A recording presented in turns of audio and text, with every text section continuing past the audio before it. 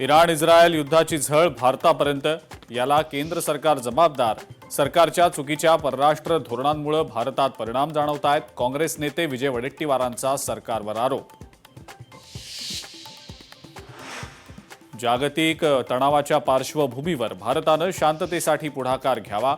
अण्णा हजारेंची पंतप्रधान मोदींकडे पत्राद्वारे मागणी.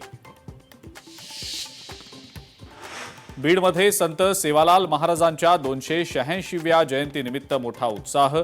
उत्सवात मंत्री संजय राठोड यांच्यासह आमदार विजयसिंह पंडितांचा लेंगी नृत्यात सहभाग. बीडच्या जिल्हा परिषद शाळेचं गेट कोसळलं. दुर्घटनेत एक विद्यार्थी गंभीर जखमी. घटनेनंतर शाळेतील विद्यार्थ्यांच्या सुरक्षिततेचा प्रश्न ऐरणीवर. अमरावतीच्या जलजीवन मिशन योजनेमध्ये भ्रष्टाचार. खासदार बळवंत वानखडे यांचा आरोप.